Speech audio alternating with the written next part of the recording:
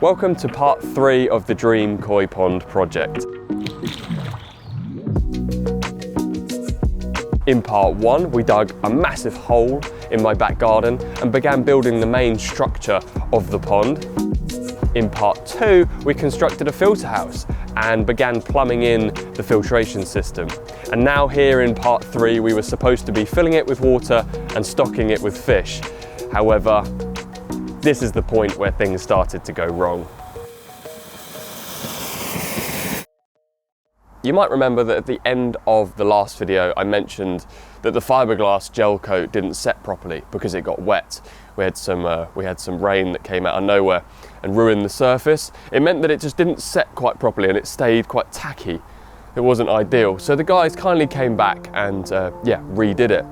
With the fiberglassing finally out of the way, it was time to fit the glass window to the pond. This was going to provide an amazing alternative angle to observe the fish from a side-on view rather than just from above. And once that was done, it was time to start filling up the pond. The way things were going, it looked like it wouldn't be long before I could stock my fish. Now, at this point, I had 6 fish. 5 that were being kept at koi dealers, fish that I'd purchased but obviously hadn't brought home yet. And then finally there was Charlie. Charlie is a chagoi that I bought out in Japan, and that fish was being looked after at my friend Jack's house whilst this whole pond project was being completed. I decided to call in and visit Jack because I hadn't seen him or Charlie for a little while and I wanted to see how my fish was doing. But also, on that visit, he also mentioned that he had a fish at a dealer down the road, which he was going to collect. It was set to be, I think, the biggest fish in his pond, a really nice kahaku. So together, we headed off to Koi Water Barn in Kent to go and collect his new fish.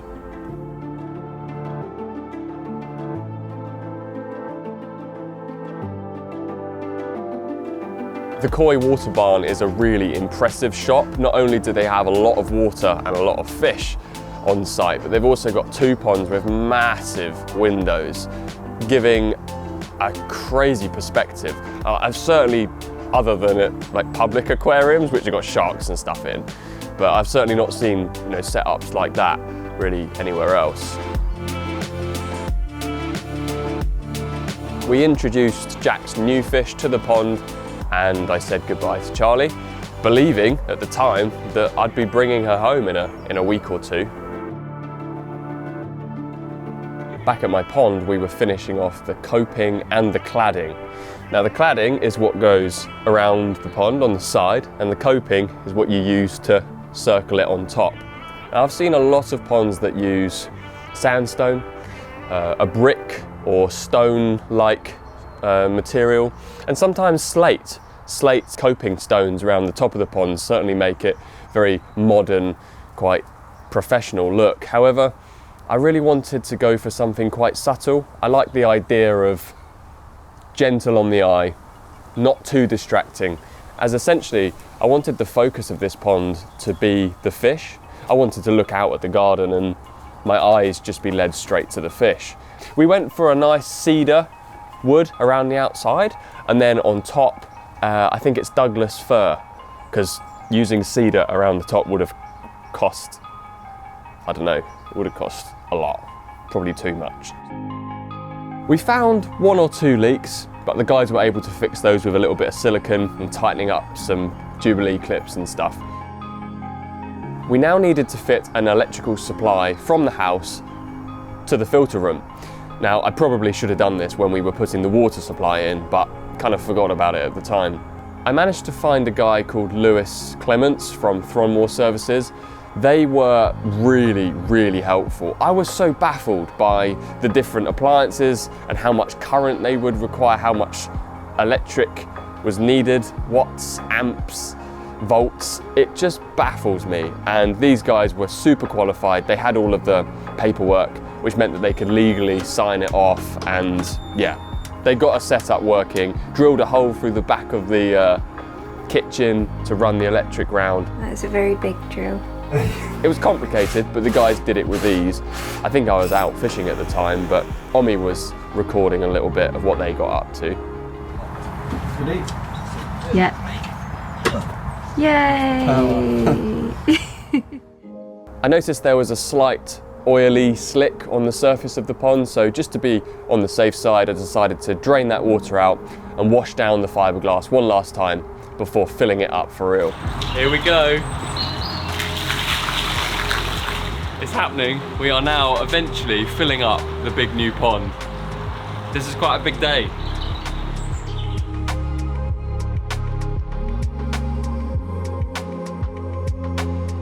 Now I thought that was going to be the last time I filled up the pond, but a couple of days later I realised something was seriously wrong. Just got home from a fishing trip and we have a problem. The water level is dropping. I put a little sticker at water level before I left and the water's gone down by an inch or two. And there's loads of water down here, all around the outside of the pond.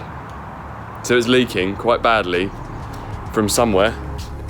I dug up the pipes around the front of the pond, the ones that were supposed to be used for my lighting, and found a lot of water all around the perimeter. I sucked it all out, it came back through. I pumped it all out again and it filled up again. All the while, the water level in the pond was dropping. There was a couple of quite serious leaks.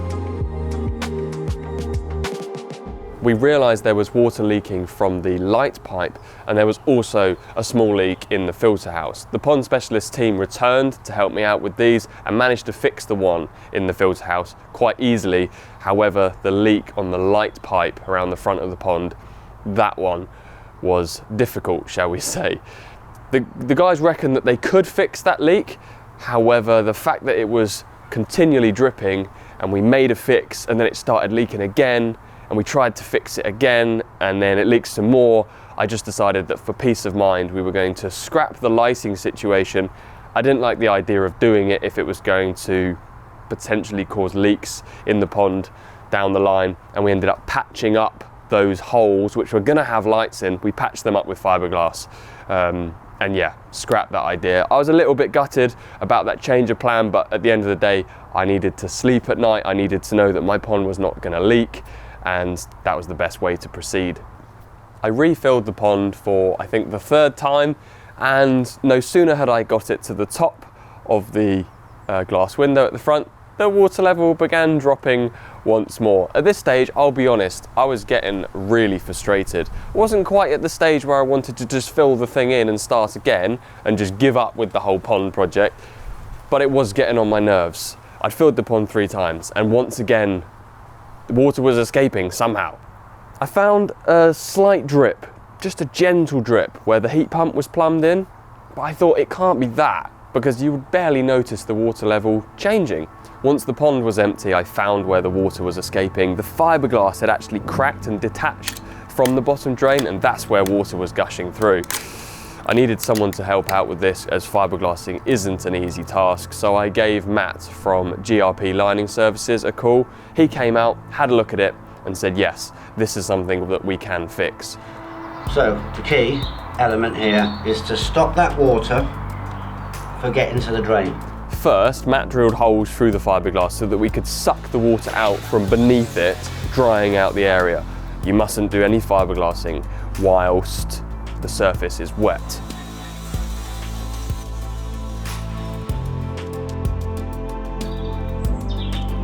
Now you've got to lick your fingers when you're done. It's like making a cake. Check the sell-by date on it. Oh, that's horrible. See, we've got the water coming back up there now, look. Oh yeah. The pond's still fighting us at the moment, but we're winning the battle.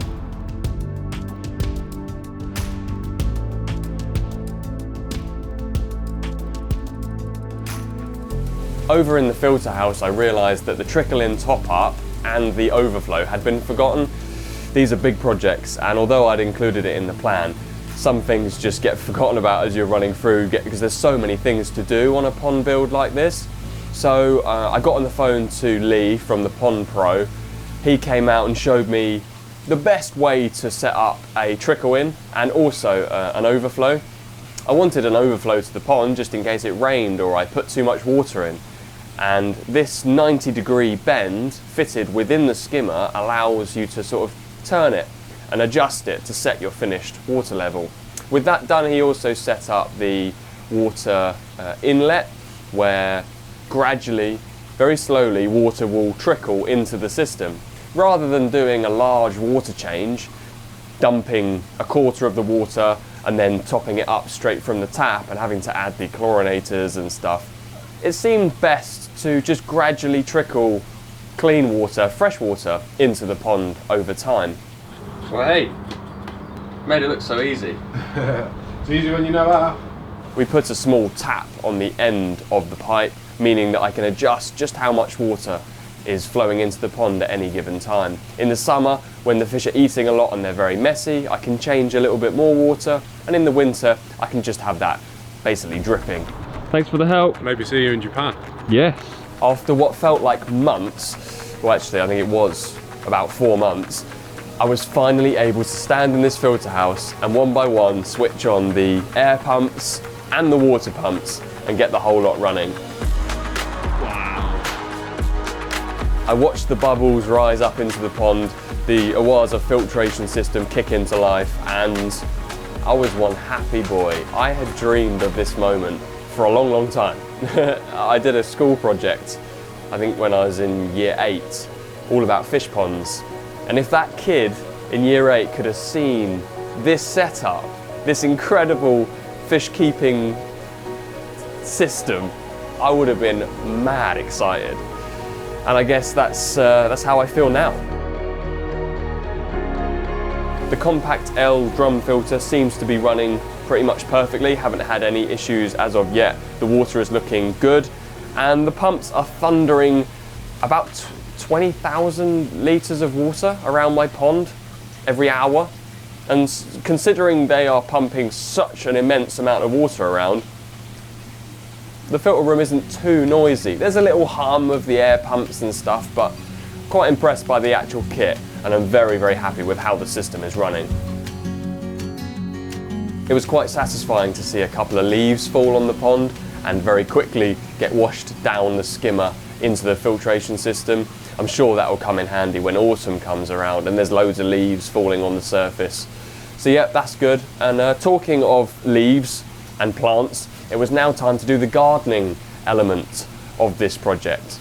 For this, I decided to get my dad round because his job is actually a garden designer, landscaper. Me personally, when I go to the garden centre and buy a plant, I end up putting it in the wrong place, in the wrong type of soil, and then it either doesn't grow or it dies. So I thought it best that I get Dad to help out with the planting and gardening side of things. To be honest, this was one of my favourite parts of the garden overhaul or pond build, working with Omi and my dad in the garden, planting everything up and making it look nice. Yeah, it was a really enjoyable day.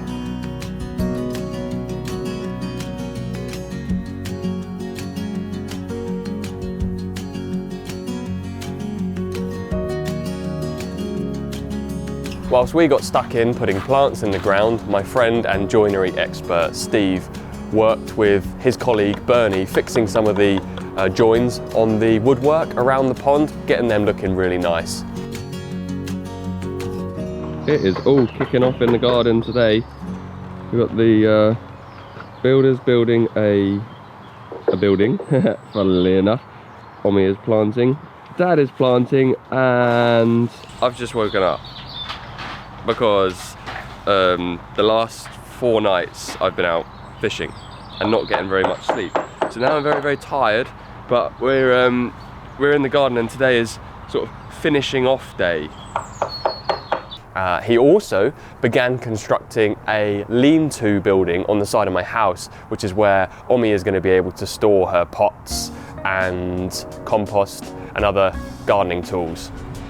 Oh wow, this is looking good. I'll also be able to stick some fishing gear in there because when I get back from a fishing trip and my nets are kind of wet and smelly, it's no good having them in the house. So somewhere to hang those up and dry will also be really neat. My dad has always told me that you mustn't just dig a hole and put a plant in it, you then need to water it in. That looks like you're vegan. Watering your garden. If you heavily water it, then I believe it gets rid of the air bubbles that are in the soil, and also it just helps the plant sort of get started and get rooted. So we watered the garden properly, took a step back, and Done. felt pretty good. It was an incredible moment. The plants were all in, the pond was there. We just needed some fish now.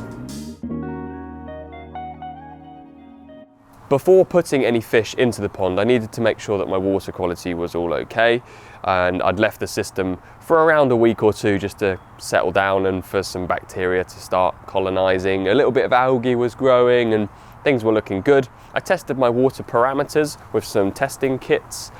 It was quite nice doing that actually in my filter house at the sort of shelf that I'd made, and yeah, it was all ready to go. Some of you may remember watching a video on this channel from earlier on in the year where I met up with a guy called Frank. I observed his beautiful koi pond, and then he took me to a dealer down the road from his called Quenny Koi. Whilst we were there, we got to see a 90 centimetre Makashi Ogon in the flesh, which was incredible. And then they surprised me by letting me go through a bowl of small Makashi Ogons and choose one for myself. The fish that I actually picked out, they said they would look after until this pond was done, and now, a few months down the line, I was able to go up and collect it. Arriving at Quenny Koi, I never expected to see the growth that this fish had done. It was amazing. It was almost like looking at a completely different fish. I remember holding it in my hand the first time and seeing it was, I don't know, 25, 30 centimeters or something, and now it was a beast at over 50 centimeters long.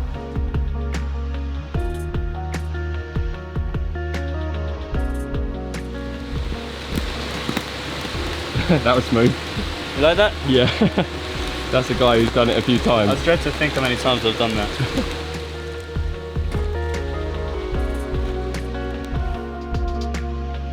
Once I was home, floated the bag on the pond for a little bit for the temperatures to adjust, and then introduced my first koi to the Dream Koi Pond.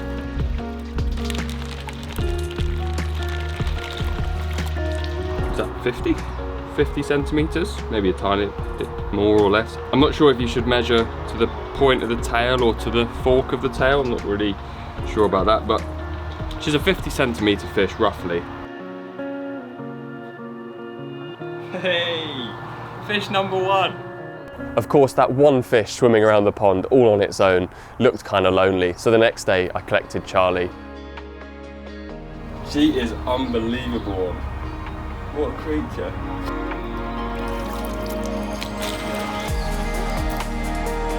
Yeah. Charlie is home.